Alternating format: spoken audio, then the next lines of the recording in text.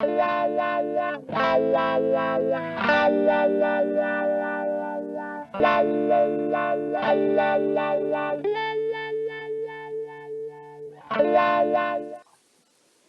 ¿qué tal? Buenas noches.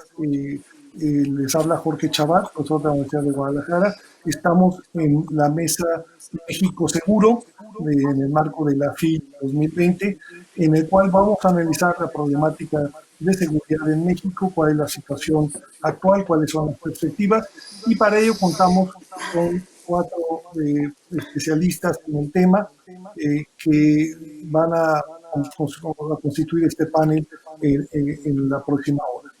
Por un lado tenemos a Eduardo Guerrero Gutiérrez, tenemos también a Guillermo Trejo, a Penilei Ramírez y a Renato Sáenz Heredia. Yo les pediría a los participantes en una primera intervención que den su perspectiva de lo que es la situación o cómo llegamos a la situación actual en que estamos en México. Sabemos que es una problemática complicada. Tenemos el año pasado más de 36,000 homicidios, con una tasa de homicidios de 29 por 100,000 habitantes, que es muy alta, con bandas criminales, algunos carteles grandes, otros pequeños. En fin, parecería que la situación no mejora. Entonces yo lo que les pediría es un poco su evaluación de por qué estamos donde estamos, cómo llegamos a esta situación. Iniciaríamos con Eduardo Guerrero Gutiérrez. Eduardo Guerrero es socio fundador del Antia Consultores, estudió Administración Pública y Ciencia Política en la licenciatura de Colegio México, maestría en la Universidad de la UED y el doctorado en la Universidad de Chicago. Fue asesor de la Oficina de la Presidencia de la República y el CISEN, el Centro de Investigación de Seguridad Nacional, y ha tenido puestos en la Sol, en el INAI, el Instituto Electoral y la Comisión Nacional de Seguridad. Y también Eduardo Guerrero es editorialista del Diario Financiero y colabora regularmente en la revista Nexos, donde obtuvo en 1949 el premio de ensayo Carlos Pereira y el Foro TV. Su trabajo de investigación en materia de violencia organizada ha sido difundido por varios medios internacionales como el New York Times, el Economist, el Wall Street Journal y el País. Eduardo, te pediría que en unos 5 minutos nos des un panorama de cómo ves, cómo llegamos aquí a esta situación. Hay muchas narrativas de cómo se llegó a esta situación de inseguridad. Algunos dicen que fue culpa de él. Todo empezó con Calderón, otros que es herencia del PRI, otros le echan la culpa a la transición, otro que las bandas crecieron mucho, otro que esta transición fue sin Estado de Derecho. ¿Tú cómo ves esta problemática? ¿Cuál sería tu análisis de esta evolución de la situación de seguridad en México en los últimos años? Muchas gracias, Jorge. Y aprovecho nomás para agradecer la invitación de la feria y me siento muy honrado de compartir la mesa con tan distinguidos especialistas del ámbito de la academia, del periodismo y un exdirectivo de muy alto nivel en materia de seguridad pública con una gran experiencia. Pues mira, yo he centrado mis investigaciones como consultor en el tema de por qué aumentó tanto la violencia en México a partir de 2008, porque la crisis mexicana pues sí tiene una fecha muy precisa, que es mayo de 2008.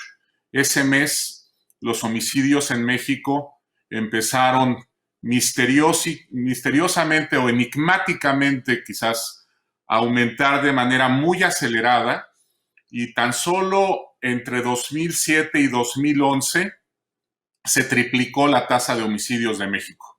Pasamos de 8 homicidios a 24, algo inusitado para un país que no está sosteniendo un enfrentamiento, digamos, bélico con una potencia extranjera o que no alberga una guerra civil.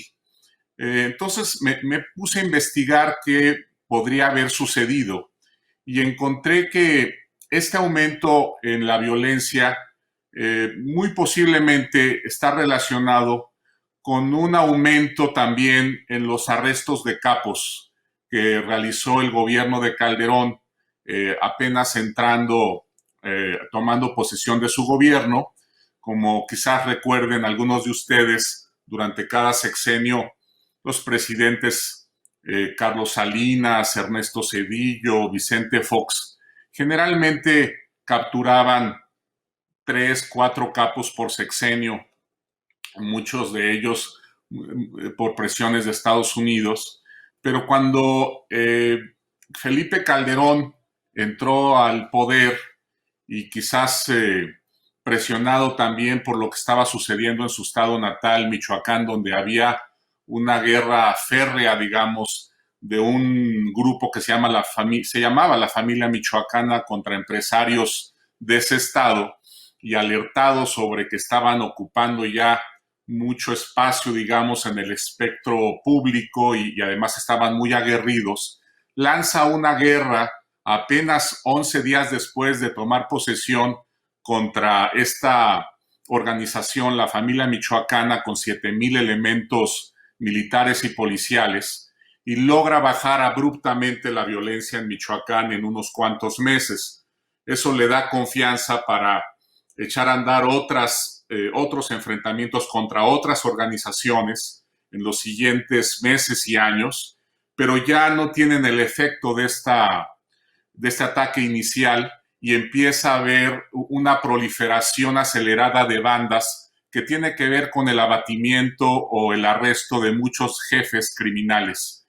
Y ahí es cuando la violencia continúa, digamos, exacerbándose entre 2008 y 2011, y el segundo semestre de 2011 empieza a bajar, vuelve a aumentar el segundo semestre de 2014 ya con Enrique Peña Nieto, vuelve a aumentar y ya no baja.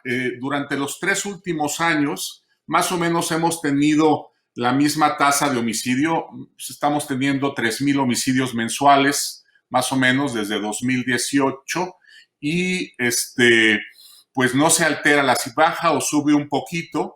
Y del crimen organizado, el biconteo que llevamos en Lantia Consultores, 2,000 de estos 3,000 homicidios están vinculados con el crimen organizado, es decir, son ejecuciones. El presidente López Obrador toma el poder, ve cómo está el problema y lanza una política de seguridad basada en la política social.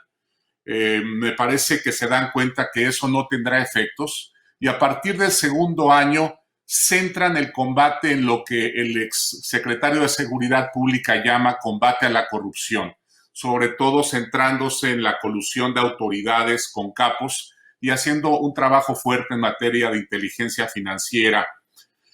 Ahorita se está librando, por cierto, una guerra muy dura entre Cártel Jalisco y el Estado mexicano, sobre todo por las presiones de Estados Unidos, que quiere desmantelar esta organización por la cantidad de fentanilo que exporta a ese país y que está causando más o menos la muerte de 30,000 personas al año por sobredosis. Aquí dejaría mi primera intervención. Gracias, Jorge. Gracias, Eduardo, y gracias por apegarte al tiempo para que podamos pues, tener tiempo suficiente para la discusión. Ahora, el turno de Guillermo Trejo. Guillermo Trejo es profesor de Ciencia Política y director del Laboratorio de Violencia y Justicia Transicional en el Kellogg Institute de la Universidad de Notre Dame. Previamente fue profesor en la Universidad de Duke y en el CIDE, en el Centro de Investigación y Docencia Económicas en México. Y bueno, el profesor Trejo se especializa en el estudio de violencia política y criminal, movimientos indígenas, derechos humanos y justicia transicional en México y América Latina. Es autor de 2 libros publicados por Cambridge University Press y de más de 30 artículos y capítulos dictaminados, por los que ha recibido varios premios internacionales de la American Political Science Association y la American Sociological Association. Su último libro, en coautoría con Sandra Ley, se titula Votes, Drugs and Violence, The Political Logic of Criminal Wars in Mexico, Votos, Drogas y Violencia, la lógica política de las guerras criminales en México, publicado precisamente por Cambridge University Press. Guillermo, ¿tú cómo ves esta evolución? En tu libro analizas un poco la relación entre los procesos electorales, las drogas, cómo impacta esto en la violencia. ¿Tú cómo verías esta evolución en los últimos años de la inseguridad el papel del crimen organizado, su relación con la democracia, con los procesos electorales. En unos 5 minutos te pediría, por favor. Claro, muchas gracias, Jorge. Y es un gusto estar con todas y todos ustedes en este panel. Quisiera empezar por redimensionar. Eduardo ya nos dio cifras que Lantia tiene de mucho tiempo, pero permítame redimensionar un poquito el tamaño del problema y empezar por un dato muy fuerte, ¿no? Que en 12 años de guerras del Estado en contra del crimen organizado y guerras entre los grupos del crimen organizado, México alcanzó un dato muy fuerte, que son 150,000 homicidios que ha contado Lantia, asociados a este tipo de conflictos. En los primeros 2 años del gobierno de la Cuarta Transformación, aproximadamente se lograrán unos 40,000 homicidios. Y simplemente para dimensionar este dato, andamos más o menos con los números que Guatemala tuvo en 36 años de guerra civil. De continuar estos números con proyecciones a partir de los 2 primeros años del gobierno de López Obrador, México probablemente terminará para 2024 con aproximadamente 250,000 de muertos asociados a estos conflictos, lo que nos pondría más o menos donde está Colombia después de 50 años de guerra civil. Entonces estamos hablando de uno de los conflictos que no es una guerra civil, pero que sí son guerras criminales, uno de los conflictos más violentos en la historia de América Latina, primer dato. Segundo dato, estamos más o menos aproximadamente, según los últimos datos del gobierno, en 80,000 desapariciones. Otra vez, estamos muy por encima de cualquier dictadura, de cualquier guerra civil en América Latina. Y a la vez, si vemos los datos de desplazamiento forzado interno, si uno atiende a los datos del INEGI, 750,000 personas cada año la reportan al INEGI en los últimos 10 años.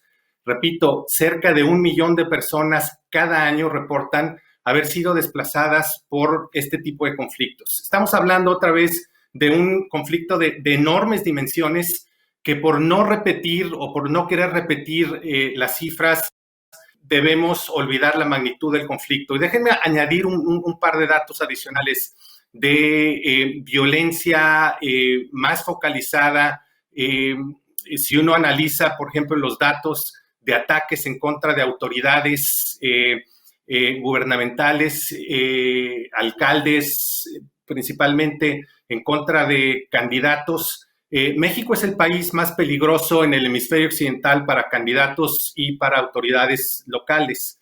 Lo es también el año pasado. México se convirtió, de acuerdo con datos del Centro de Protección para los Periodistas, en el país más peligroso para el periodismo a nivel mundial. México en el 2019 contribuyó con cerca de 25% de los asesinatos de los periodistas a nivel mundial. Somos el país más peligroso para líderes religiosos, en particular para la Iglesia Católica, y en particular hay estados como el estado de Guerrero, la provincia eclesial de Guerrero y Michoacán, que es la más peligrosa para el clero católico en el hemisferio occidental. Somos segundos después de Colombia en términos de asesinatos en contra de líderes y defensores de derechos humanos y un largo etcétera. Entonces, termino esta primera intervención analizando cómo llegamos a este punto. Y yo creo que sí hay que remitirnos de larga data. Estos son conflictos que no iniciaron necesariamente con Calderón, pero que se exponenciaron de una manera dramática desde el 2006 y en particular, como señala Eduardo, desde el 2008. Estos conflictos inician aproximadamente a inicios de los 90s. Trágicamente, esto empieza cuando empiezan a darse las alternancias a nivel local. El primer gran conflicto se da en Baja California, luego en Chihuahua, luego en Jalisco, siguiendo la dinámica de las transiciones en los estados, conforme se iban desmantelando las estructuras de protección que brindaban gobiernos estatales a muchos de estos capos. Termino simplemente señalando un punto quizás más genérico. Jorge, tú decías cuando me presentabas, sí hay una asociación entre el tipo de transición que tiene México y que esto nos ayuda a explicar mucho de la violencia actual. Simplemente termino poniendo un caso. ¿Por qué países como México, Brasil, Honduras, al transitar a la democracia, experimentan grandes estallidos de violencia, pero no países como Argentina, Chile, incluso el propio Perú? Lo que distingue ambos casos es si adoptaron o no procesos de justicia transicional, es decir, comisiones de la verdad, juicios en contra de perpetradores de graves violaciones de derechos humanos al momento de transitar o no. México no lo hizo, transitó a la democracia, una transición estrecha electoral y claudicó a reformar, a democratizar enclaves autoritarios, incluyendo Fuerzas Armadas, policías, ministerios públicos, que juegan un papel central en la producción de violencia y en la producción de impunidad. En la siguiente intervención entro más a detalle esos puntos. Ya algunos elementos para la discusión. Eduardo apuntaba pues esta lógica de perseguir a capos que desata violencia. Guillermo ha puesto sobre la mesa el tema de la transición democrática y bueno, la ausencia de procesos de justicia transicional y de reforma de las instituciones de impartición y procuración de justicia. En fin, son elementos que creo que nos ayuden a explicar este rompecabezas. Y pasaríamos ahora con Penilei Ramírez. Ella es periodista de investigación con estudios de periodismo en la Universidad de La Habana, en el Miami-Dade College y la Universidad Veracruzana en México. Desde 2015 es corresponsal en México de la Unidad de Investigaciones de Univisión y desde 2019 es columnista del periódico La Universal. Ha publicado reportajes de investigación y columnas de opinión en la revista Proceso, Reporte Índigo, El Heraldo de México, de Miami Herald, entre otros medios de México y Estados Unidos. Participó en las investigaciones globales de Panama Papers y Paradise Papers con el Consorcio Internacional de Periodistas Investigativos, que tiene sede en Washington, D.C., en Estados Unidos, y ha sido nominada a 6 premios Emmy de periodismo de la Academia Nacional de Televisión, Artes y Ciencias de Estados Unidos. En fin, es una periodista con presencia en muchos medios y que ha trabajado muchos temas, entre otros, pues también temas de seguridad. Desde tu perspectiva, Penilei, yo sé que está haciendo algunas investigaciones periodísticas al respecto. ¿Cómo ves la situación de seguridad en México? ¿Cómo verías que llegamos acá? Tú, que se han puesto algunos elementos en la discusión que tienen que ver con la transición democrática, con la estrategia de persecución de capos, en fin, ¿tú cómo percibes esta problemática de inseguridad en México a la que hemos llegado, pues como ya se señaló, a unos niveles realmente preocupantes de violencia que plantean pues desde luego un reto a las autoridades de este país? Penilei. Pues muchísimas gracias. Muchas gracias a todos por la invitación y muchas gracias a la FIL por promover ahora de manera virtual, pero durante tantos años, un espacio para un debate intenso y profundo sobre la situación de México. Pues mi respuesta a la pregunta va un poco engarzada tanto a lo que dijo Guillermo acerca de cómo llegamos a esto, pensando en el asunto de la justicia transicional, pero también sobre lo que dijo Eduardo antes acerca de cómo podemos ubicar el año 2008 en una comprensión más profunda de lo que tenemos ahora. Y les cuento brevemente, yo llevo los últimos 8 años trabajando en una investigación que está próxima a publicarse, la cual plantea una nueva lectura de lo que en México las autoridades han llamado la guerra contra el narcotráfico.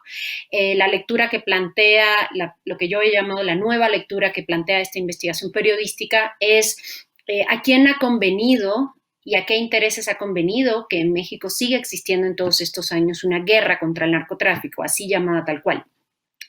Y esto debido a que yo llevo varios años investigando a un personaje que ha sido clave en esta estrategia militarizada de la seguridad en México, que ha sido Genaro García Luna, como sabemos todos, próximo a cumplir su primer año de detención con cargos de narcotráfico en Estados Unidos. Y aquí quiero contarles un punto en específico. A principios del año 2008, perdón, me regreso un poco, a finales del año 2007, México anunció un gran decomiso de 23 toneladas de cocaína en Manzanillo, Colima, y unos meses antes se había anunciado un gran decomiso de cocaína en un barco llamado Gatún en Panamá.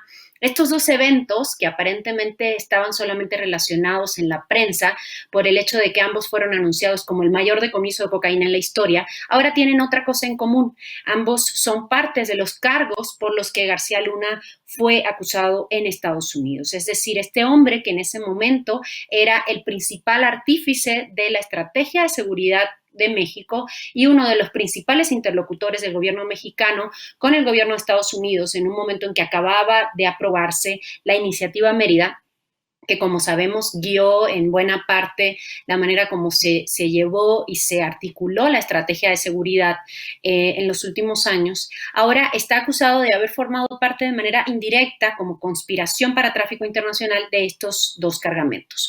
Poco después de eso sucede otra cosa. En enero de 2008 se detiene a un traficante de drogas que tiene un alias, el Mochomo, y después de eso, en mayo de 2008, el mes que refiere Eduardo en su intervención, asesinan al hijo de Joaquín el Chapo Guzmán, asesinan también a uno de los mandos de la Policía Federal, que era uno de los principales interlocutores con la DEA, en la Ciudad de México, y detienen también en Ciudad de México asesinan también en Ciudad de México a un hombre, Eusebio Millán, que había sido el mejor amigo de García Luna desde sus primeros años en el CISEN. ¿Por qué estoy haciendo este breve relato? Porque yo quisiera agregar a la discusión un elemento clave. ¿Qué pasa en México en 1988?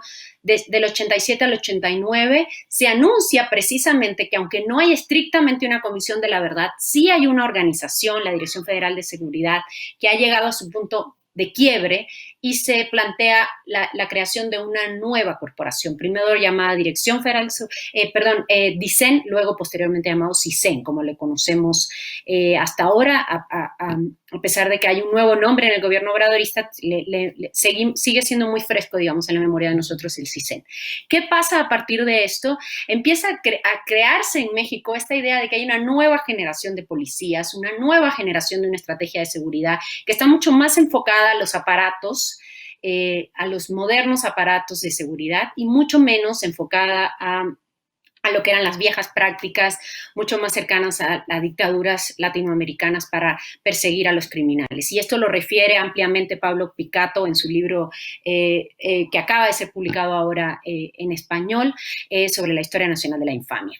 ¿Qué tiene en relación eso con el libro que acaba de publicar Guillermo? El hecho de que corren en paralelo dos explicaciones centrales que hemos visto tanto en la prensa como en los análisis que en México. La primera, el hecho de que hay un punto de quiebra en 1988 y posteriormente en 2006 con una necesidad, y esto es un argumento repetido, una necesidad de Felipe Calderón de legitimarse como nuevo presidente mexicano en el momento en el que él llega muy cuestionado a la presidencia. Por una parte, o sea, la explicación que ha primado, digamos, en ese momento, 2006 ha sido la legitimación política, 2008 ha sido una llamada guerra entre cárteles a partir de un asesinato de un personaje, de una detención de un personaje central, el Mochomo, de una serie de decomisos que afectan directamente a traficantes de Sinaloa, como ese de las 23 toneladas en Manzanillo, y posteriormente el asesinato del hijo del Chapo Guzmán.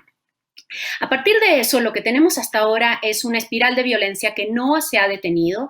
Al principio de la administración de López Obrador teníamos un índice medido por la Secretaría de Seguridad Pública y Ciudadana de 79.7 asesinatos mensuales. El índice más reciente de agosto de 2020 fue de 81.4 asesinatos diarios en promedio. Entonces, prácticamente no ha cambiado desde el inicio de la administración de López Obrador, y sí tenemos una estrategia, digamos, continuada en la cual se le da mucho protagonismo a instituciones deliberadamente militares o alimentadas por el ejército, aunque tengan un halo civil. Y entonces aquí podemos establecer, y con eso termino mi primera presentación, dos momentos clave. Un momento a mediados de 2006 en que el presidente Calderón atestigua la entrega, digamos, el traspaso de 10,000 militares a las filas de la Policía Federal, que en ese momento buscaba reforzarse, y posteriormente un evento en agosto de este año en el que el presidente López Obrador va a Jalisco, inaugura un cuartel de la Guardia Nacional y dice que esa es la forma como se está llevando la estrategia en este país. Entre esos dos puntos, esas dos inauguraciones de eventos que pretenden hacer un halo de seguridad civil, pero que en realidad están alimentados de poder militar, tenemos todos los muertos y desaparecidos que describió Guillermo, y tenemos un gobierno obsesionado con los capos. Y para eso yo creo que quien mejor lo puede contar es Renato, que fue encargado él mismo de este momento tan complejo políticamente en México, cuando el Chapo se fuga del penal del Altiplano. Renato llega como comisionado nacional de seguridad y uno de las órdenes que recibe el gobierno mexicano es: este señor no se puede volver a escapar. Entonces dejo por aquí mi primera intervención, pero en mi análisis principalmente la pregunta periodística que yo he buscado contestar es: ¿a quién le conviene? ¿Quién está ganando con esto? ¿Quién ha recibido millones de dólares del gobierno mexicano y del gobierno de Estados Unidos a través de esta ayuda? Y cómo esta guerra contra el narco también debe leerse a través de estos mecanismos de enormes contratos de seguridad pública, enormes acuerdos al margen de la ley. Y creo que el caso de García Luna, lo que vamos a ver en el juicio, justamente refleja estos grandes acuerdos. Muy bien, gracias, Penilei. Pues has añadido otros elementos muy interesantes a la discusión, el tema de los negocios que se hacen alrededor de esta guerra contra la criminalidad, el tema de la corrupción misma, que es un tema que ciertamente no podemos dejar de lado y que uno se preguntaría, bueno, ¿qué tanto es esta situación se ha dado porque se ha perseguido a los criminales con la fuerza o con los aparatos, al apoyo de los militares, o qué tanto es porque la corrupción ha privado, o quizás sean los dos factores. Pero bueno, es un tema, es un punto también importante para esta discusión. Ahora sería el turno de Renato Sales Heredia. Renato Sales es licenciado en Derecho por la Universidad Iberoamericana, con estudios de maestría en Filosofía en la Universidad Nacional Autónoma de México. Tiene 32 años de experiencia en el sector público mexicano. Inició su trayectoria profesional en el Poder Judicial Federal en 1986, en donde poco tiempo se especializó en el área penal.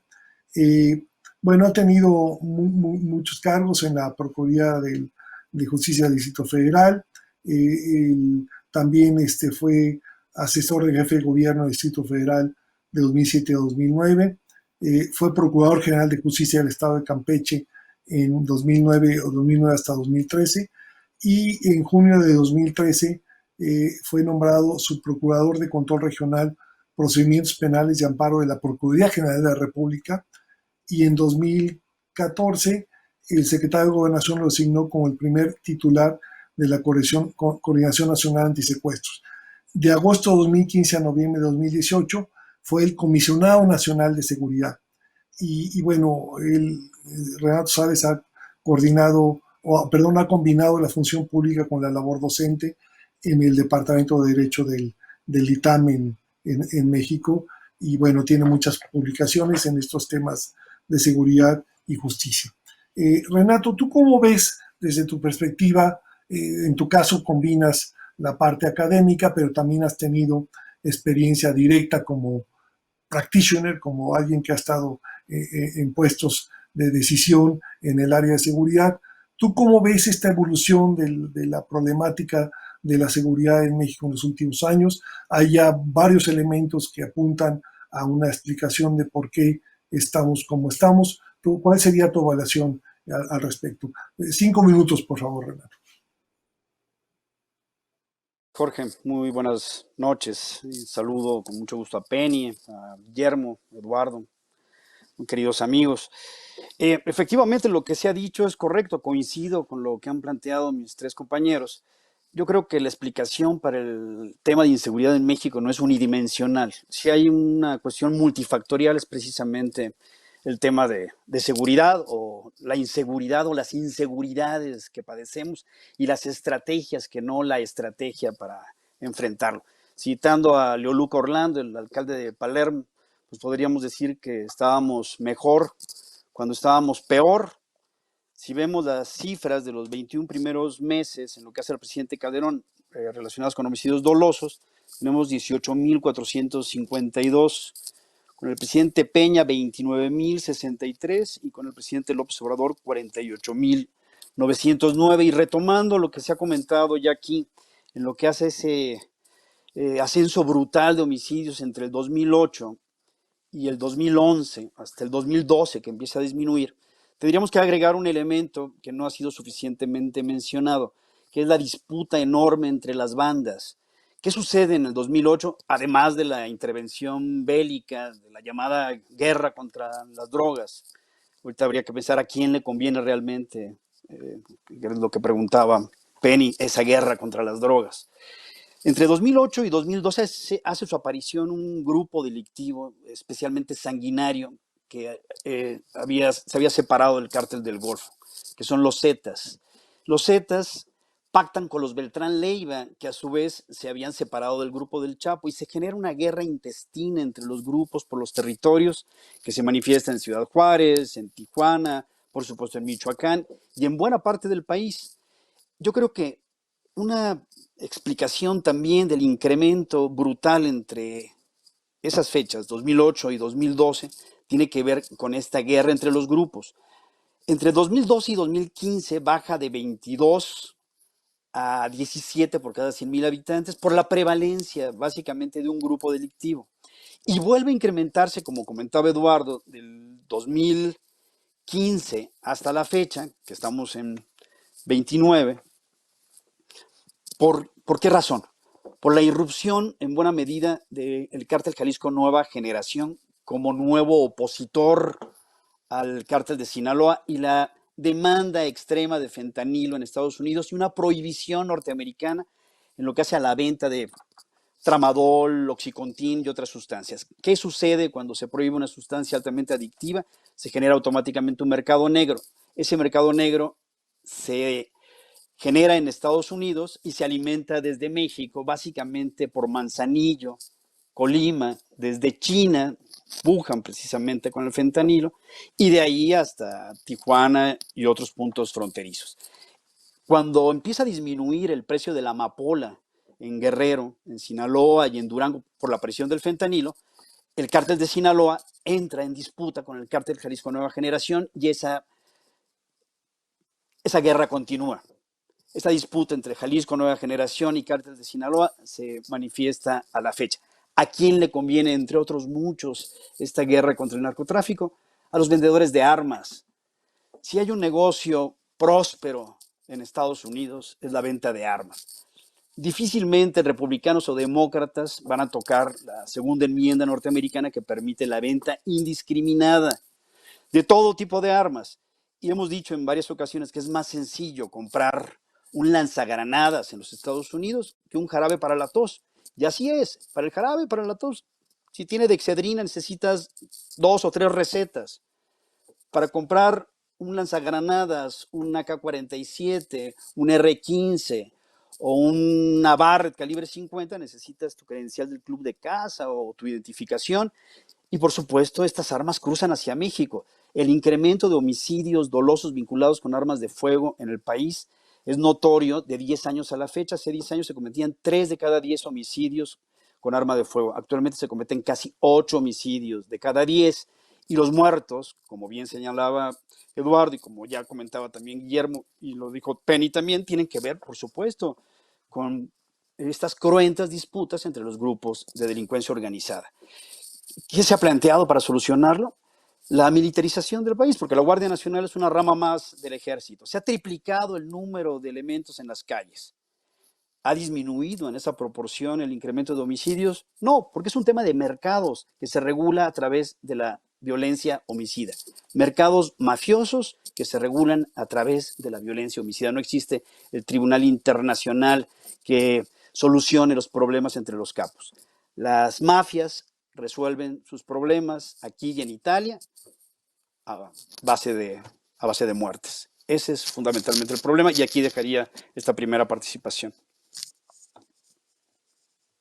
Otro elemento también muy importante que es pues lo que pasa del lado del mundo criminal, lo que las bandas evolucionan, irrumpen nuevos grupos, algunos son más violentos, pero también ahí pasan costos. Yo creo que pues con esto, y desde luego el tema de las armas, ha sido también un tema fundamental, sobre todo a raíz de que a principios de la década pasada Estados Unidos modificó la legislación para permitir la venta de armas de alto poder casi sin controles. Entonces, pues sí tenemos, como vemos, un cóctel de explicaciones que todas convergen en el panorama que tenemos en la actualidad.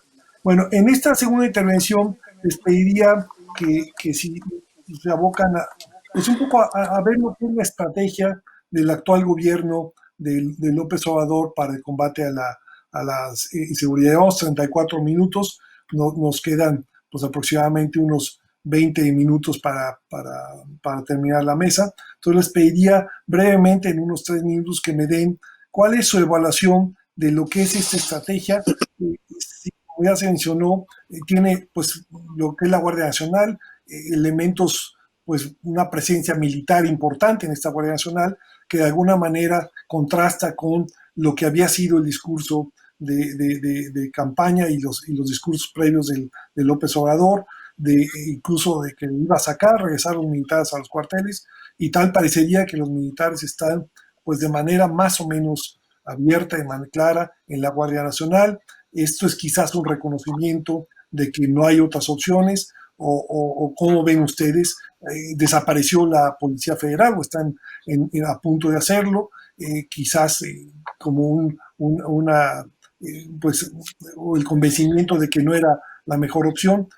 ¿Cómo ven ustedes la estrategia del actual gobierno? Eduardo, en 3 minutos, por favor. Sí, claro. Bueno, pues así a grandes trazos yo diría que este gobierno primero decidió destruir la Policía Federal, lo cual me parece un error. Ya era una institución en la que se había invertido mucho dinero, mucho esfuerzo, había capital humano talentoso. Creo que mucho de ese capital humano se fue, muy poco fue aprovechado en la construcción de la Guardia, que es una policía militarizada y cuya creación obedece en buena medida a la desconfianza y desprecio que muestra esta administración por los policías, no solamente la Policía Federal, sino por los policías estatales y municipales, y por la creencia, quizás un tanto exagerada y hasta fantasiosa, de la integridad y de las capacidades del ejército mexicano. Estoy diciendo aquí fantasiosa en el sentido de lo que acaba de suceder el exsecretario Cienfuegos, que fue arrestado y liberado después de un mes y que nos deja serias dudas sobre el tema de la posible colusión de algunos elementos militares de alto nivel con el crimen organizado. Entonces, ¿qué ha hecho este gobierno? Pues más o menos la misma estrategia que utilizó el presidente cuando fue jefe del Distrito Federal, que fue cuadricular al país, como lo hizo con los cuadrantes en la Ciudad de México, en coordinaciones regionales, nombrar a responsables, obligar a que haya reuniones diarias para darle seguimiento a algunos delitos. Esto sí ha resultado, digamos, en un impacto positivo de bajar delitos callejeros, robo de vehículos sobre todo, pero también otros tipos de robo a transeúnte, en transporte público, casa-habitación, robo bancario. Pero en el mundo del crimen organizado, en el mundo de la extorsión, del secuestro y de esta violencia desenfrenada, las cosas no han cambiado nada. De hecho, posiblemente se han exacerbado en términos de control territorial de algunas organizaciones criminales, sobre todo Cártel Jalisco Nueva Generación. Hubo, por cierto, un intento de bajar la violencia en Guanajuato recientemente capturando al Marro, jefe de un conglomerado de organizaciones criminales de tipo familiar. No ha resultado hasta ahorita. Ya van varios meses después del arresto y no ha bajado la violencia en Guanajuato, que es el estado más virulento del país. Tenemos también la violencia desatada en Tijuana. Ahí también el cártel Jalisco sostiene una guerra contra facciones del cártel de Sinaloa. En el caso, por cierto, de Guanajuato, Sinaloa también, después de la captura del Marro, fue a reforzar las filas de Santa Rosa de Lima y están justamente recrudeciéndose el problema ahí. Entonces vemos que no encuentran, digamos, no se ha encontrado el camino para poder bajar esta violencia criminal. Se ha estabilizado. Deberíamos quizás también reconocer que no aumentó como aumentó con Enrique Peña Nieto. Durante el último año de Peña Nieto hubo un aumento en las ejecuciones del 17%. Aquí el aumento ha sido mínimo de un 2%, pero sigue estabilizado a muy altos niveles el homicidio y las ejecuciones en México. Aquí lo dejaría. Sí, Eduardo. Guillermo, ¿tú cómo ves la estrategia del actual gobierno? Creo que parte del problema en la actual administración es que hay un diagnóstico muy reduccionista. Realmente se piensa, a contrario de todo lo que conocemos a nivel internacional, a nivel académico, se piensa que el problema de la grave violencia criminal en México es un problema de zonas podridas, ¿no? Es un problema en el que a lo mejor miembros del ejército o de las policías se coluden, pero es un problema de individuos y no de estructuras o de redes, ¿no? Y yo creo que ese es un problema bastante fuerte que tenemos que insistir a nivel de la academia, de la sociedad civil, de la experiencia internacional. Quizás la internacional aquí más fuerte viene de Guatemala, con la Comisión Internacional contra la Impunidad, que en 10 años tuvo una de las caídas más dramáticas de la tasa de homicidios, no nada más la corrupción, la tasa de homicidios, porque desmantelaron en Naciones Unidas, en coordinación con las fiscalías guatemaltecas, la policía, sociedad civil, grupos humanos, desmantelaron más de 70 estructuras criminales, incluyendo a los Zetas. Estoy terminando un estudio con Camilo Nieto Matiz, un estudio muy profundo de la CICIG, y uno de los estudios de caso que estamos analizando muy a fondo es porque, mientras que en Guatemala se desmanteló la estructura de los Zetas a través de persecución judicial, a través de juicios en tribunales de mayor riesgo y sin violencia, porque en contraste en México se usó una estrategia militar que nos ha costado cientos de miles de vidas y de víctimas, cuando en realidad hay posibilidades de confrontar al crimen organizado y este tipo de organizaciones a través de persecución judicial, a través de juicios. Es decir, como me decía un colega colombiano, México no necesita más Rambos, ¿no? Un poquito pensando en esta película de Sylvester Stallone. No necesitamos más Rambos de Sherlock Holmes. Y Guatemala nos da un caso muy específico. El presidente en campaña se comprometió a un proceso de justicia transicional. Se habló extensamente sobre la pertenencia a una Comisión Internacional contra la Impunidad con apoyo de la ONU para México, pero eso se archivó y se olvidó, y estamos ahorita en la etapa militarista en la que nos negamos a pensar, ¿no? Esto que Penilei había sugerido desde los años 70, desde la guerra sucia y el Plan Cóndor. Hay una continuidad y una serie de estrategias que han pasado del ejército a las policías y que muchos siguen utilizando estas estrategias para confrontar al crimen organizado, o mucho de lo que aprendieron se lo llevan, como los Zetas y los gafes cuando están en Zetas, y buena parte de los líderes de las policías, de los ejércitos privados del narco, ¿no? Muchos de ellos son ex policías estatales, miembros del ejército de élite que aprendieron todas estas prácticas que venimos arrastrando desde los años 70. Hay que pensar, ver a lo que están haciendo nuestros vecinos, en particular Guatemala. Hay muchas posibilidades en Colombia también de no pensar en individuos, pensar en estructuras criminales y utilizar que pueda existir en nuevas prácticas en las fiscalías, en los nuevos juzgados, ¿no? Juzgados tipo los juzgados de mayor riesgo en Guatemala para pacíficamente desmantelar estas redes y que no pase lo que Eduardo nos ha narrado, de que con las estrategias de ir en contra de las cabezas de los capos y no de las estructuras de red, donde hay desde gente de las fuerzas de seguridad, gente de gobierno y empresas privadas. Eso es el narco, no es nada más el Chapo y su gente. Son estructuras más complicadas que hay que identificar, que hay que desmantelar y que este gobierno no lo está haciendo. Bueno, tenemos aquí ya algunos elementos adicionales que se han puesto sobre la mesa. Guillermo hablaba de insistir en no ver esto como un problema de estructuras, más bien no ver esto como un problema de individuos, sino de estructuras. Eduardo hablaba también pues, de que las capturas de capos como el Marro no parecen funcionar mucho. ¿Tú cómo ves la estrategia del actual gobierno, PNL?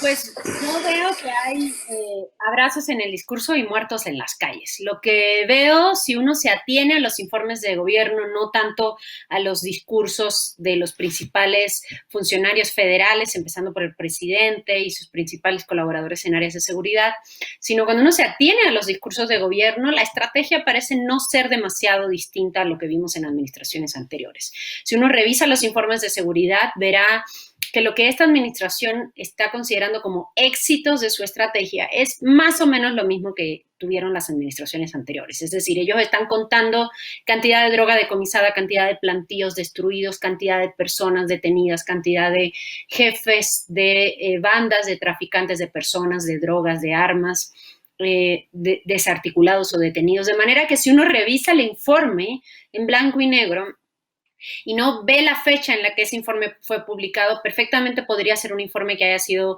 publicado en el gobierno de Peña Nieto o en el gobierno de Calderón, por hablar de los gobiernos en los que se habló de la guerra contra las drogas, la guerra contra el narcotráfico.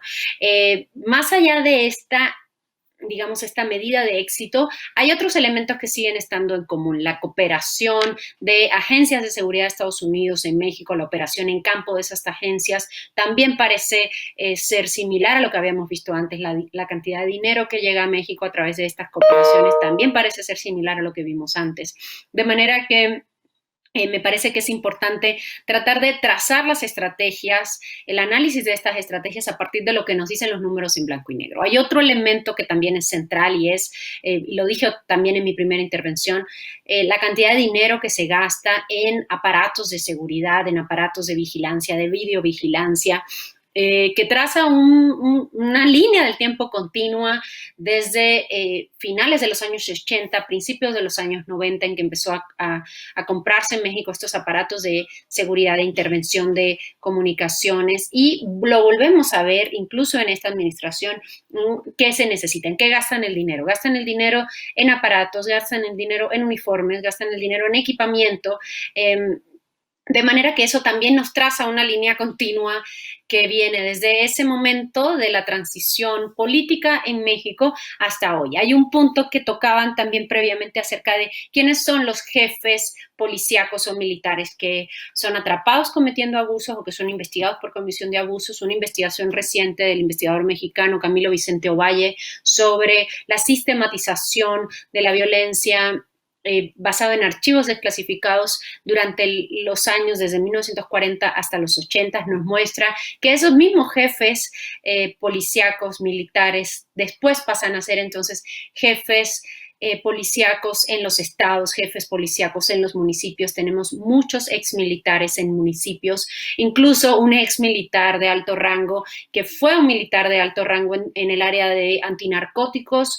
en el gobierno de Fox, que fue el jefe de esa área de antinarcóticos, primero llamada CIAN, después llamada GAIN, durante el gobierno de Calderón, y que ahora dirige la Guardia Nacional, que es el señor Rodríguez Bucio. De manera que también cuando hablamos de personas encargadas de la seguridad, no solamente de estrategias o de dineros, vemos esta misma continuidad.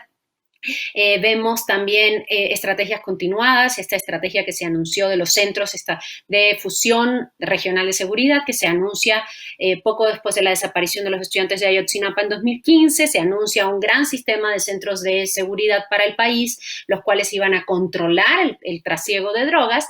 Y sobre lo que hablaba Renato en su primera intervención, este momento de quiebre en las organizaciones que trafican droga desde Sinaloa, que estaban en un reacomodo, digamos, interno después de la detención del Chapo Guzmán y su extradición, y el crecimiento de la cantidad de fentanilo que pasaba por México en esos años, sucedía mientras en Manzanillo se estaba instalando uno de estos centros regionales de fusión, de inteligencia, en los cuales se supone que se iba a vigilar que esto no sucediera. Lo vemos antes, lo vemos ahora, en el momento en el que hay grandes anuncios de operativos antilavado, supuestamente son operativos, y aquí hablo del operativo Agave Azul que se anunció hace unos meses por parte de la Unidad de Inteligencia Financiera, precisamente enfocado a los traficantes que han encontrado en el fentanilo uno de los grandes dineros, ¿no? La gran cantidad de millones de dólares. Y quiero cerrar esta última parte con una anécdota. El año pasado yo estuve en la conferencia mañanera del presidente López Obrador y le pregunté qué estaba haciendo su gobierno para combatir el fentanilo. Él me dijo que no habían laboratorios de fentanilo en su gobierno, después me lo dijo oficialmente su administración, y en enero de este año yo estuve en un laboratorio de fentanilo clandestino en Sinaloa, y recuerdo vivamente que le pregunté a una de las personas que estaban elaborando el fentanilo ahí qué opinaba de la Guardia Nacional. Y su respuesta fue, pues son los mismos de antes, nada más les cambiaron el uniforme. De manera que si uno se aproxima también a las personas que están trabajando en la fabricación y en el trasiego de las drogas, ellos tienen una visión bastante similar a lo que están mencionando los analistas respecto a estas líneas continuas que empezaron por lo menos desde el final de la Guerra Sucia y que siguen hasta el día de hoy. Bien, gracias, Peneley. Pues efectivamente, tal parecería que, en fin, se aplica la frase que la definición de locura es hacer lo mismo una y otra vez esperando resultados diferentes. Y pues parecería que estamos haciendo lo mismo una y otra vez y está pasando lo mismo, ¿no? Pero tú, ¿cómo lo ves, Renato? 3 minutos porque ya casi se nos acaba el tiempo. Sí, muy rápidamente. Yo considero que la estrategia actual se resume en la Guardia Nacional y en la militarización. Así lo indica la reforma a la Constitución en su 5º transitorio y el decreto del 11 de mayo que confiere a la Fuerza Armada Permanente, esto es, al Ejército y a la Marina, las tareas en seguridad pública. Seguridad pública, según la propia Constitución, abarca desde la prevención de los delitos hasta la sanción de las faltas administrativas. ¿Y dónde está el tema? El tema es que los policías no quieren ser militares y los militares tampoco quieren ser policías. Yo recuerdo una frase de Norberto Bobbio que decía que es relativamente sencillo, no es peyorativo, es relativamente sencillo militarizar a los civiles, pero prácticamente imposible civilizar a los militares, porque los militares tienen una formación, una estructuración vertical del mando que no les permite solucionar problemas, tener en flagrancia, en fin. ¿Qué es lo que está sucediendo en este momento? Para poner un ejemplo, se detienen en la sierra, detienen los militares, ponen a disposición de los policías que llegan al juez de control y que dicen, bueno, nosotros no detuvimos, los asuntos se caen. Si continúa esta lógica de militarización extrema, pues estamos apostando a la desaparición prácticamente de las policías. Comentaba Guillermo que hay muchísimos expolicías en los grupos de delincuencia organizada, en estas ciertamente estructuras complejas, que son empresas transnacionales dedicadas al trasiego y a la venta y a la distribución de narcóticos, que ganan muchísimo dinero, dicho sea de paso. ¿Por qué hay tantos expolicías? Porque nuestra Constitución desprecia a los policías. Les aplica el conocido artículo 123, apartado B, fracción 13. No hay estabilidad en el empleo, les permite la aplicación retroactiva en su perjuicio y si ganan un juicio laboral, no pueden regresar nunca a las corporaciones policiales. Entonces, una vez expulsados después de un examen de control de confianza que implica el polígrafo solo se aplica a policías, a fiscales y a peritos, no a jueces, no a magistrados, no a militares, no a marinos, solo a policías. Una vez practicado este examen, si son expulsados y demuestran que fueron injustamente cesados, no pueden regresar nunca más a las corporaciones. Yo creo que para revertir el fenómeno de delincuencia habría que reapostar por los policías, por la dignificación, profesionalización, capacitación, como se ha hecho en otros lugares del planeta. Ahí dejo mi participación y muchas gracias. Nos quedan como 5 minutos ya para terminar. Entonces yo les pediría una última intervención de 1 minuto a cada uno, donde respondan un poco las conclusiones de este panel, cuál es el panorama, se puede hacer algo o no va a pasar nada, en fin, cómo ven el panorama inmediato. En fin, Eduardo, en 1 minuto, por favor, porque ahora sí ya se nos acaba el tiempo. Pues mira, decir que México ahora esta crisis le llegó por sorpresa, digamos, sin contar con una burocracia especializada en seguridad e inteligencia. Nos va a llevar una generación crearla, como nos llevó a armar las agencias encargadas de las finanzas y de la economía del país, como el Banco de México, como la Secretaría de Hacienda, que sí tienen un alto grado ya de profesionalización. Y solamente así, construyendo policías, como decía Renato, armando buenos centros de inteligencia, como sugiere Guillermo Penilei, vamos a avanzar en esto. Yo le añadiría a la pregunta también que lanzaba Penilei, de a quién le conviene la guerra, yo lanzaría otra que sería a quién le importan los muertos. Eso también es un tema, me parece que muy importante, porque están muriendo gente pobre, están muriendo indígenas, y eso me parece que también ha influido mucho para que nos tardemos tanto en armar instituciones y lanzar la estrategia correcta. Muy bien, gracias, Eduardo. Guillermo, en 1 minuto, tus conclusiones. Estamos ante un momento muy complicado en México, un gobierno federal que se niega a ver la realidad de una crisis brutal de seguridad, una grave crisis de derechos humanos, múltiples guerras, pero también estamos en un momento muy complicado en el que el duopolio PRI-PAN que gobernó México por 30 años es incapaz absolutamente de la autocrítica para reinventarse.